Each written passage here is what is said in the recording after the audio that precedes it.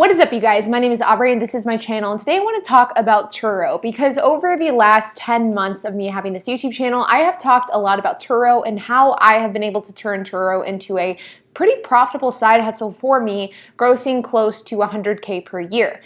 Now, though I've talked a lot about Turo and I've talked a lot about how to buy cars for Turo, I've talked about the do's and don'ts, the one thing that I haven't talked about at all is how I actually run my Turo business and the steps that I take in order to run my business, not only to make revenue, but also to make profit. So in today's video, I'm going to be walking you through the exact steps of what I do on a day-to-day basis to manage my Turo fleet and to do it as passively and cost-effectively as possible. So let's get started. So in this video, I want to go through all of the facets of my Turo business. I want to talk about the lot that I rent. I want to talk about how I exchange keys and how I meet the renters. I want to talk about how I communicate, how I repair the cars, everything. But before we dig into that, I want to first give you some context into how I operate my business. Now, for those of you who don't know what Turo is like the Airbnb for cars. It's a platform where you can go in and rent somebody else's car. It's an alternative to a traditional rental company like Avis, Enterprise, Hertz, whatever the case is. Now, I've been on the Turo platform for just over 3 years, and up until recently, I had 12 cars on the platform. I sold a car recently and a car was totaled recently, so that brings my total down to 10.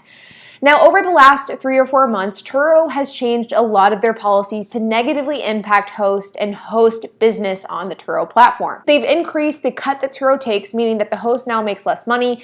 They've implemented a deductible, which means that now hosts are more liable for damage that happens to their vehicle. They have implemented a slew of different policies that really, quite honestly, negatively affect the host in a really significant way. But despite the fact that Turo has changed so many of these policies for the worse, I am still fairly optimistic about Turo as a platform because of the fact that I'm still able to make a profit because my cars are affordable and my process is super streamlined and super passive. There are a lot of different Turo hosts on YouTube, and they all kind of have their own process and procedures in place in order to conduct business. And it seems as though there are a number of people that completely contradict what I say and how I believe a Turo business should be run. And that's fine. I mean, markets are different, people are different, and people conduct business differently. But in my opinion, I think that the way that I run Turo is one of the only ways that you can run it in a profitable way. Keeping your costs as low as possible, keeping your time as passive as possible, and keeping operations as streamlined as possible. And I do believe that over the last 3 years, I've done a pretty good job of doing that. So the first thing with Turo is, of course, buying the right car and listing it on Turo and really optimizing your listing as much as possible. Optimizing your listing includes things like not allowing a ton of mileage, like making sure you have your extras in place, making sure you have your reimbursements in place. These are all things that I've talked about in the past, so I won't touch on them a whole lot in this video, but I will include links in the description below on where you can find those resources on how to buy a car for Turo, how to set up your listing, and how to do all those details. So once you've purchased your car and you have your listing set up on Turo, I'm going to assume that you at least know that for 1, your vehicle is eligible to rent on Turo, that 2, you've purchased your vehicle, and 3, you've read the Turo terms of service. Now, whenever you set up a Turo business, there are 2 kind of schools of thoughts with meeting the guest and exchanging the key. This is called the key exchange process. Number 1 is that you can actually go physically meet your guest in person, verify their license in person, give them the keys in person, and then you go your separate ways. Now, this is not the preferred method of doing things, and the reason is that meeting somebody multiple times a day, if you're somebody that has a multi-unit fleet, this is a huge time suck, and you're never going to be able to multitask and do more than one project or business at once if you are meeting 5 to 10 guests per day who are renting out your vehicles. So in my opinion, I think that this is a surefire way to spend way more time than it's worth on your Turo business. That brings us to option number 2, which is remote key exchanges. This is what I do for every single one of my rentals and every single one of my vehicles. A remote key exchange is whenever you verify your guest license over the phone. They do this by taking a photo of their license and then taking a photo of them holding their license next to their face, like a selfie. And then after that, you typically will give them instructions on how they can get the key. Some people use lockboxes, some people have a key box, some people have various other processes. So for me, I use the lockbox method. So basically what happens is whenever somebody rents my car, we have our conversation, which I will go over in a minute, and then they send me their driver's license information. Once I have confirmed that they are the person who is renting my vehicle, then I will give them the code to the lockbox. That way they are able to just get into the lockbox, they grab the key, they go. There is no interaction with me directly, and it makes it so that I can do key exchanges from anywhere I want to, and I don't have to actually be at my parking lot in order to meet the guest in person. This has saved me time and energy because, like I said, I would be revolving my entire day around rentals. I'd be staying up late, I'd be waking up incredibly early to accommodate to these rentals. And by doing a remote key exchange process, I can do it all from the comfort of my home, from my office, or wherever else I want to be. So now that we've discussed how we exchange the keys and kind of the two schools of thought with this, next is communication and how to properly communicate with your guests so that it's as streamlined as possible. But before we dig into that, I would like to thank the sponsor of this video, Cover. Now, Cover is a financial safety net for gig workers, and you guys may have noticed that I have done a lot of sponsored posts and sponsored videos with Cover over the last few weeks and months, and that's because I really do believe that this is an excellent service for gig workers, and gig workers need to be aware that this exists. But what Cover is it's a financial safety net for gig workers. Now, one of the biggest downsides to becoming a gig worker is the fact that you lose your financial stability that comes with the traditional 9-to-5 job. Things like sick leave, paid time off, access to healthcare, and so many other resources are things that you can have with a traditional 9-to-5. And whenever you go and become self-employed, or you become a gig worker, or you become an independent contractor, those things disappear. And I know for me personally, the fact that I've been self-employed my entire adult career has definitely been a great experience, but it has definitely come at its cost. And that cost is the fact that I don't have any medical resources at my disposal, I don't have any corporate resources at my disposal, and I don't have any financial resources at my disposal. But what Cover does is it allows for you to have some of these things that you may have become accustomed to with your 9-to-5. With Cover, you can have access to a legal team, you can have access to health professionals and 24/7 telehealth, you can have access to bookkeeping services, and so much more. In addition to those types of services, you can also have access to sick leave and an income guarantee and a slew of other benefits as well.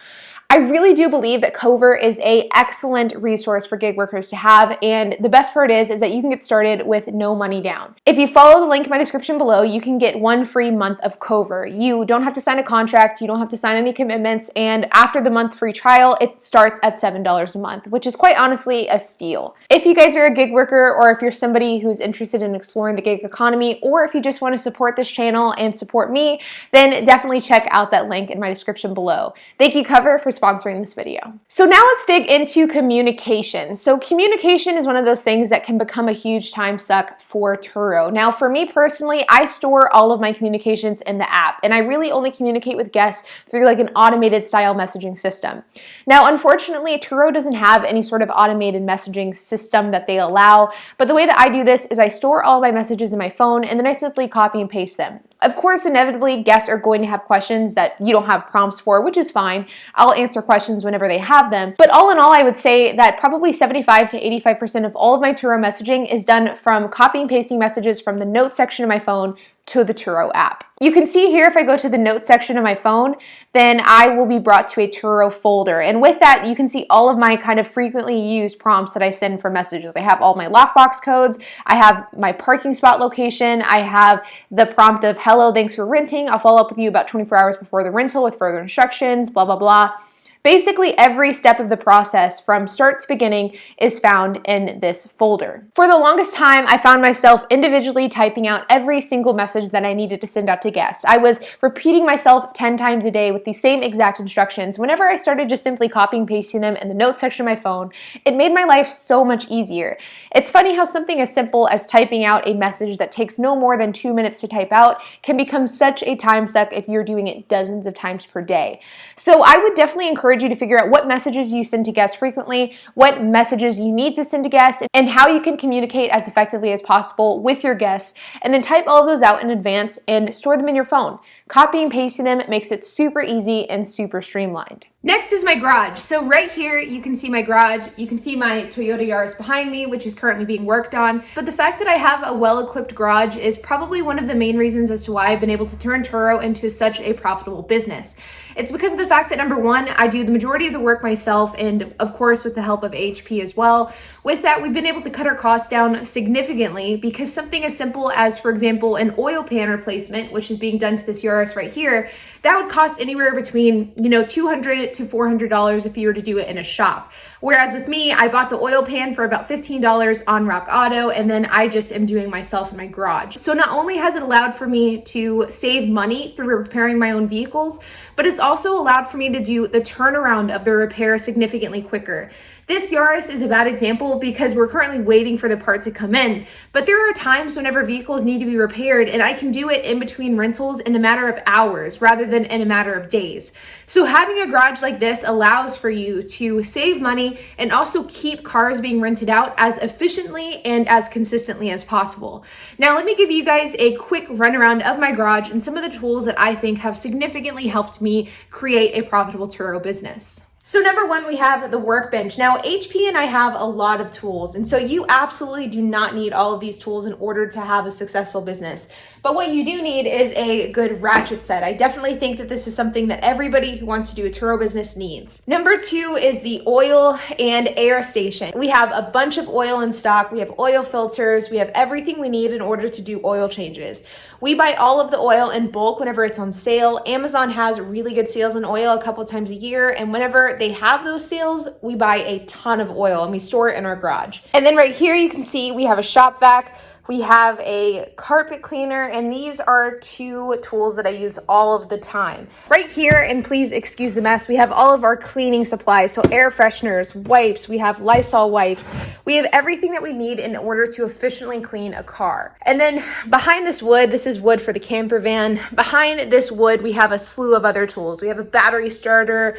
We have extra touch-up paint. We have bulbs. We have really everything and anything you could want. And then, of course, behind here, we have some more tools. And then you can get a glimpse on what's behind here. We have a whole slew of windshield wipers. It really is just fully stocked with anything and everything we could need. Okay, so we've talked about getting a car and listing it. We've talked about communication. We've talked about the importance of having a space to where you can work on your cars and complete maintenance and repairs as efficiently as possible. But now what about the process of physically checking in a car? Now, whenever you are using Turo as a host, there is a check-in and check-out option. Whenever a car is about to go out on a rental, you check it in on the app. And during the check-in process, you confirm the license of the guest. You confirm and you type in the gas levels and mileage of the car, and you also include photos of the car as well. Whenever the car gets returned on the rental, you do that exact same process, but you do it the opposite. So you include the ending mileage, the ending gas levels, and any photos of the car. This is how you ensure that a car is covered in the case that it's damaged, totaled, stolen, whatever the case is. Now, it's important to understand that if you are somebody who's going to be hosting on Turo, you have to take photos within 24 hours of a vehicle being rented out. Even if the car is sitting, even if the car has not moved from your property, it cannot have photos that are more than 24 hours old. Turo will have a way to pull out that information, and in the case that you take photos that are, 48 hours old and there's an accident, your car will not be covered. So you have to make sure that you get the photos within a 24-hour time frame before and after a rental in order for it to be covered by insurance. The other thing that's important to note is that in the Turo app, it makes you submit at least 6 photos. But do not, and I repeat, do not just submit 6 photos. You have to submit more than that. For me, I submit between 100 and 200 photos every single time. The way that I do this is super quick and super efficient, and I'm about to show you that right now, and I'm going to use my own personal car as the example. So whenever you're checking in a car, I always check it in at my house like this. I simply just walk around the entire car and will just click my phone a bunch of times as I walk around it, exactly like what I'm doing. I'll make sure to get some photos of the tread depth. I'll make sure to get photos of the wheels to make sure they're not damaged. And I will just continue to walk around. And then you just continue to do that. Around the vehicle we go. Now, it's also important to get photos of the inside as well. So I'll take photos of the inside of the vehicle. All right here, the back seat. All right here. And then inside the car as well. So a photo of the steering wheel, a photo of the glass, a photo of the center console, a photo of the floorboards, and of course, one of the most important features, a photo of the mileage and the gas level. So in my case, 311,598 miles, and my gas is at about 2/3 of a tank. The next important piece of the puzzle is storing the vehicles and where the guest is going to go in order to pick up the rental and return it. Now, a lot of people do this differently. Some people rent commercial lots, some people do it from their house, some people will just meet up at a random location case by case. For me, I rent out a lot that is close to my house. So let's head over there now. So here behind me is my commercial lot where I store my cars. You can see that I currently have 4 at the lot. These 2 are currently getting repaired, and the 2 behind me are going out on a rental later today. But this parking lot is literally less than 60 seconds from my house. I think I timed it once and I think it was like 40 seconds. It's right down the street from my house. It makes it super, super easy to go and check in and out cars. I think that for me, one of the most important things to having a successful Turo business is making your cars available all the time. And the only way that you can do that is if your cars are easily accessible. For me, I work from home. I produce my YouTube videos from home. I do my consulting work from home. I do the Turo work from home. And because of that, I'm able to have the cars ready to go really at a moment's notice. If I am at home and I have like an hour between rentals or 2 hours between rentals, it's super easy for me to drive down here, pick up a car, and simply have it ready to go out on a rental. So having this commercial lot has been a game changer in order to make sure that my cars are being rented out, that I have easy access to the cars, and that the guests don't bother me whenever they come and pick up the cars. So the guests simply come here, they grab the car, they grab the lockbox, and they're good to go. Now for me in my parking lot, I've been renting out this space now for about 2 years, and I pay $100 per month to rent my spaces. Now for me, it's worked out really well because of the fact that this lot just so happens to be so close to my house, and that wasn't done by accident. Whenever I was looking for a commercial space to park my cars at, I only looked at places that were within a couple of minutes drive from where I live.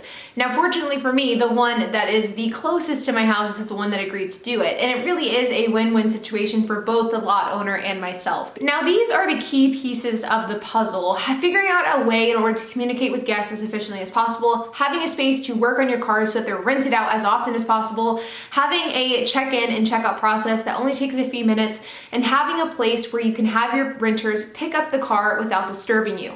For me, these 4 key components are why I've been able to turn Turo into a successful side hustle. It's why I've been able to create a relatively passive income source, and it's why I've been able to grow with Turo and continue to stay on Turo to this day. Now, I do want to end this video by saying that it's super important to understand the risks that come along with Turo. There is risk involved with this business, and it's not as simple as just buying cars, renting them out, and then collecting a paycheck. There is a lot that goes into being on Turo and being successful on Turo, and a lot of that has to do with risk assessment and really trying to be as smart as possible playing the game. At the end of the day, Turo is changing a lot of their policies, and a lot of those policy changes negatively affect the host, and a lot of hosts are going to end up either going under or just quitting the platform as a whole because of these changes. For me, I am not overly optimistic about Turo. I'm certainly not, banking my future on the Turo platform, but for me right now, as things currently stand, it's a good side hustle to take part in. I make money doing it, it's easy for me, and because of the processes that I've been able to put into place, I've been able to do it with a relatively passive time commitment. All in all though, I think that anybody can be successful with Turo. I think that anybody can have the results that I've had if they just put in the processes, if they're willing to learn, and if they're willing to work hard at it. Whenever you're first starting out on the platform, it does become a little overwhelming. It can be time consuming, but then from there you learn what works, you learn what doesn't, and then it becomes easier from then on out. But with that being said, you guys, I hope that this gave you some valuable insight into Turo and how I operate the business. I think that there's a lot of different aspects and components that go into creating a successful Turo business, and in this video I've pretty much outlined exactly what I do to an extent. So I would love to hear your thoughts, so make sure to leave a comment down below. And while you guys are at it, make sure to hit that like button, hit the subscribe button, and hit the notification bell. And I will see you guys in the next video.